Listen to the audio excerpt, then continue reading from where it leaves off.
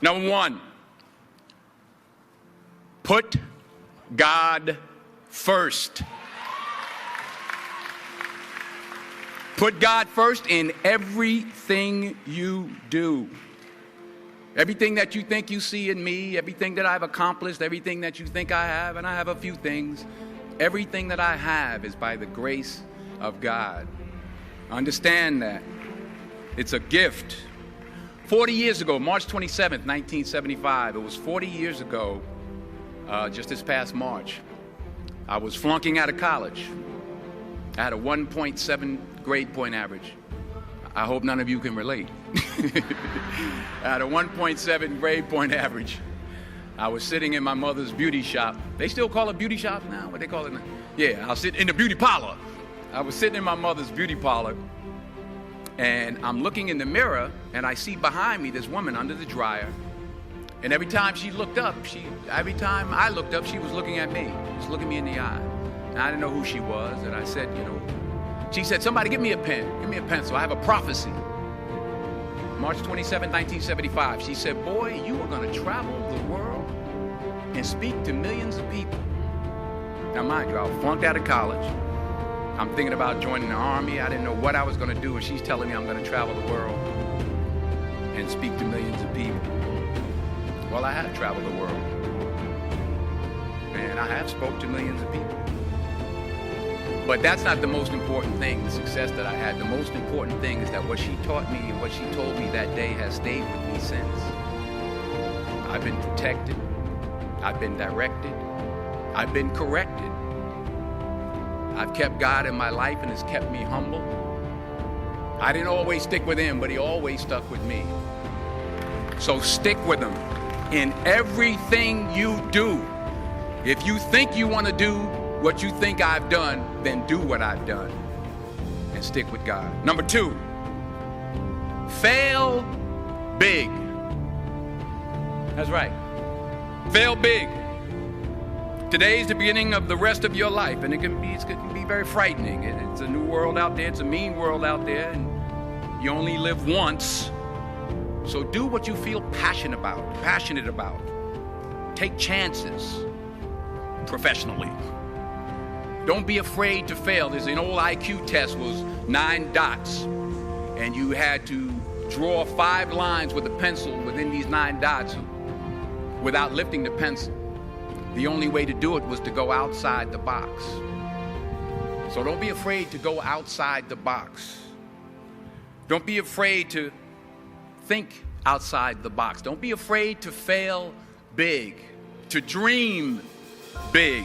But remember, dreams without goals are just dreams, and they ultimately fuel disappointment. So have dreams, but have goals. Life goals, yearly goals, monthly goals, daily goals. I try to give myself a goal every day. Sometimes it's just to not curse somebody out. Simple goals, but have goals.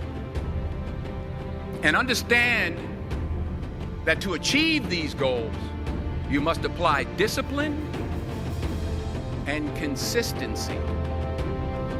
In order to achieve your goals, you must apply discipline, which you've already done, and consistency every day, not just on Tuesday and miss a few days. You have to work at it every day. You have to plan every day. You've heard the saying, we don't plan to fail, we fail to plan. Hard work works. Working really hard is what successful people do. And in this text, tweet, twerk world that you've grown up in, remember, just because you're doing a lot more doesn't mean you're getting a lot more done. Remember that. Just because you're doing a lot more doesn't mean you're getting a lot more done. Don't confuse movement with progress. My mother told me, she said, yeah, because you can run in place all the time and never get anywhere. So continue to strive, continue to have goals, continue to progress. Number 3, you'll never see a U-Haul behind a hearse. I'll say it again. You'll never see a U-Haul behind a hearse. I don't care how much money you make, you can't take it with you. The Egyptians tried it. They got robbed. That's all they got. You can't take it with you. And it's not how much you have. It's what you do with what you have. We all have different talents. Some of you will be doctors, some lawyers, some scientists, some educators, some nurses, some teachers. Yeah, okay. Some preachers. The most selfish thing you can do in this world is help someone else. Why is it selfish? Because the gratification, the goodness that comes to you, the good feeling that I get from helping others, nothing's better than that. Well, one or two things, but nothing's better than that. Not jewelry, not big house I have, not the cars, but it's the joy. That's where the joy is, in helping others. That's where the success is, in helping others. Finally,